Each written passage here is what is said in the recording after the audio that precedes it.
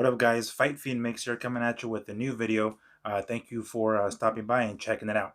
So I know it's been a while since I've really it's been a while since I posted a video. I'm still a noob at this YouTube stuff, a noob at YouTube. So I haven't quite gotten like the rhythm or a schedule or routine going, so I'm able to record regularly and post regularly. I'm gonna try to bust out 2 videos this week. Not sure if that's gonna happen or not, but for those of you who are interested, those MMA fans who watch these videos of mine, I'm going to be touching on my thoughts on what is going to be the open scoring that MMA is going to try, that boxing tried some years back, where they're going to display the scores during the fight. So you kind of know where it's headed towards the end. Apparently, MMA is going to give this a try next month, and I guess we'll see how it goes. So the next video that I'm going to post is going to be related to that. If you guys want to check it out. But in the meantime, this video here is going to be specifically for the Tyson Fury and Deontay Wilder 2 prediction of mine. So here we go. Let's get to it. There's a saying in the fight game that you are only as good as your last fight. When it comes to MMA, because MMA is a little bit different in the sense that it's very, very unpredictable, actually. I don't like to take a look at just the last fight, but rather the last three. When I do my fight predictions, in this case being boxing, I'm only going to take a look at both these fighters' most recent fight, and then, of course, their first bout. So we're going to start first with Tyson Fury. His last bout was back in September against Otto Wallin. And if you guys recall, that's when he got that nasty gash over his right eyebrow. As a matter of fact, it was 2 cuts, now that I think of it. And that was due to a left hook that Wallin landed in a clinch. It was early. It might have been the second or third round, as a matter of fact. Probably the third. Anyway, so that's one of the first things that came to mind, actually, when I was thinking about a prediction, whether or not that cut was given enough time to fully heal. That fight was in September. Um, we're looking at February, late February, so 5 months, maybe a little bit over 5 months. I want to say that's enough time for the cut to have healed. I've watched several Fury interviews, and as a matter of fact, I saw him in person a few times actually. And I tried taking a good look at that cut and or the scar. I mean, and it looked like he healed fine. Like it didn't look like it was bad at all. It didn't look like it bothered him. I mean, I want to say it's fully healed. 5 months is enough time. I don't think it's going to play a big role in the fight. Um, on top of that, the fact that that Wilder's moneymaker is that right hand. If he lands that right hand, chances are it's going to be to Fury's left side, of the left side of Fury's face, unless of course Wilder adds a new punch to his repertoire. He throws a left hook. I'm not going to say he doesn't throw the left hook. Of course, that's actually how from the last punch that he landed on Fury as he was going down in that first bout. But I suspect that cut isn't really going to do much. Now, besides that cut, there was a little bit of stress and a little bit of drama in that fight with Fury and Wallin because of that cut. As a matter of fact, there was a little bit of confusion and misinformation in his corner because there was a part during that fight where his corner was told that the cut was due to a headbutt. Well, it wasn't. It was due to a punch, which they later clarified. So had the fight been stopped, it would have been a TKO victory for Wallin because that fight or the cut was due to a punch and not a headbutt. So so that was a little bit of drama in that fight, quite a bit actually. The cut man was doing his damnedest to make sure that cut wasn't playing a major role. The blood, they were keeping the blood under control. Other than that, honestly, I feel that Fury, he had the fight. He had the fight. I mean, he did ultimately win, of course, but I don't. There were a few times where Fury would be wiping his eye with his glove to get some of that blood out of the way, but it didn't look like he lost his composure. It didn't look really like it affected him much, if at all. I mean, other than of course the pain that he was trying to basically just fight through. But I don't think it really played that big a role in the fight. I mean, considering the pressure, I guess, around that because of the potential of the fight being stopped from the cut. But I feel like Fury had the fight under control. There were a few times where he kind of let Wallin kind of get back into the fight, and really the only danger was that cut, which a lot of danger, to be honest. I don't want to say like the only danger, like it was something minor, but minus that, I feel like Fury, he handled Wallin. Um, I don't I don't really see that cut playing a role, and taking that out of the equation after rewatching the Wallin fight, I feel like Fury handled that quite well. So taking that fight, and analyzing it, and taking a look at how Fury won. He ended up winning by decision. Um, I feel I feel like that fight went, again, excluding the cut. That fight went a lot better for him than Wilder and his most recent fight. So we're gonna hop over to that.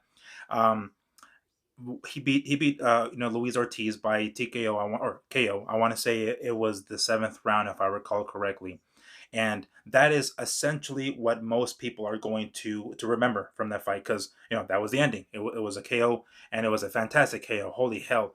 Not to speak ill of the dead, but the way Ortiz's face and the sweat like flew off of his face.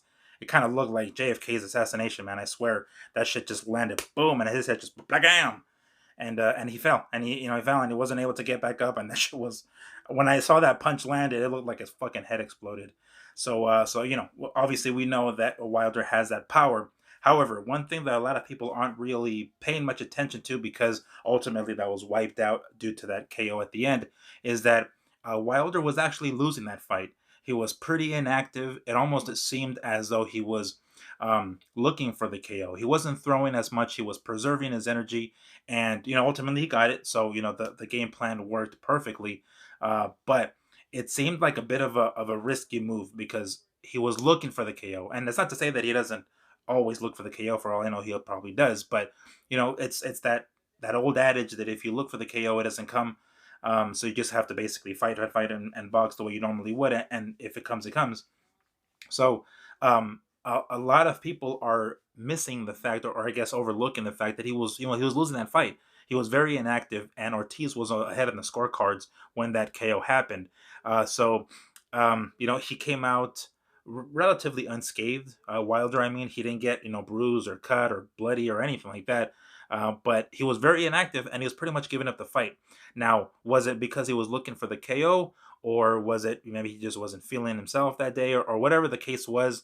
He wasn't looking very good. And granted, ultimately he wins by KO, and that's essentially what people remember. But I would urge you to rewatch that rematch with Ortiz, and see how inactive he was, and how he was pretty much giving up, the rounds, and that didn't look too good. I saw that, and I was watching the fight, and I was thinking, holy shit, is Ortiz winning this fight? Like, I kept after every round, I'm like, Ortiz is totally winning this. What the fuck is going on with Wilder? He's not throwing enough. What the hell?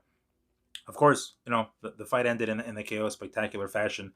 But comparing the two, I want to say, Fury looked better in his fight with Wallin than Wilder did against Ortiz. Of course, again, I'm not gonna overlook the fact that Ortiz got knocked out and Wilder got the KO regardless. But the fight itself, the rounds, it looked like Wilder was basically giving up rounds for no reason, I guess. And Fury was trying damn near every round to win every round, knowing that there's extra pressure due to that cut. So in the clutch, he came through and he got the decision. I feel like Fury's win over Wallin showed a lot more of him, a lot more courage, of course. Yes, we have seen him down against Fury, and as a matter of fact, against Steve Cunningham as well. He got dropped by Steve Cunningham, so he's been on the deck before.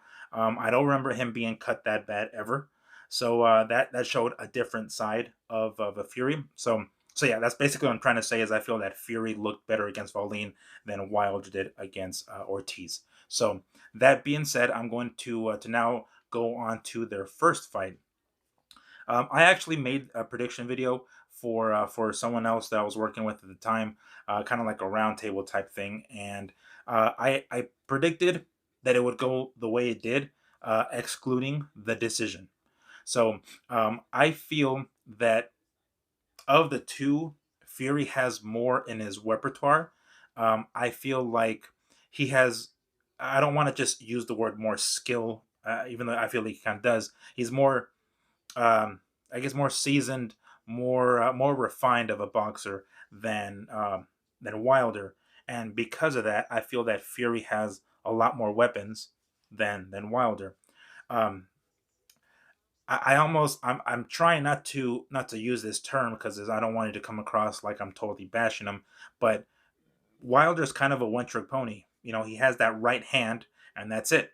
Now that's one hell of a fucking trick because he's got that right hand, and whenever it lands, it lands. And chances are, it lands on you and you don't get back up. Fury was able to do that, but that's one hell of a punch. That's one hell of a one trick so to speak.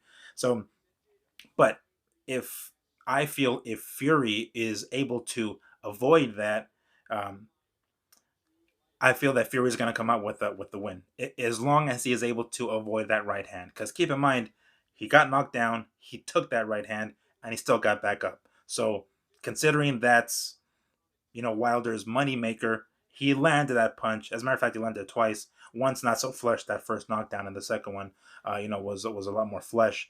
Um, and Wilder, or I'm sorry, Fury still got back up. So I don't know if that's something that maybe is in Wilder's mind, a little bit of discouragement, knowing that, damn, I hit Fury with my best Sunday punch, and he didn't stay down. He got back up. So I don't know if that's going to play a factor.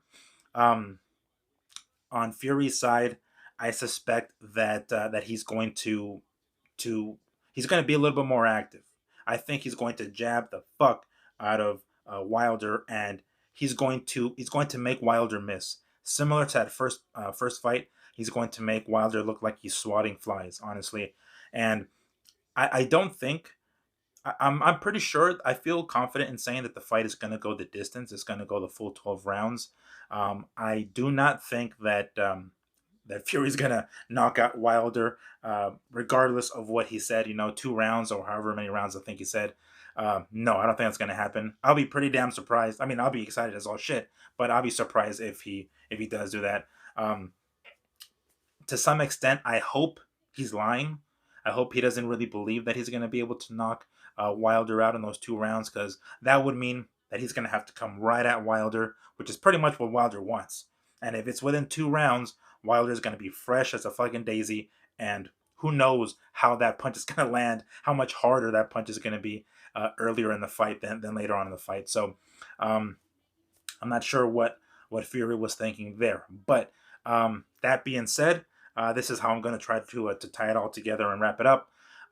Ultimately, this is what I've come to my conclusion. The prediction, I'm going to go with Tyson Fury, and it's going to be a split decision. That's going to be my prediction. I'm sticking with it.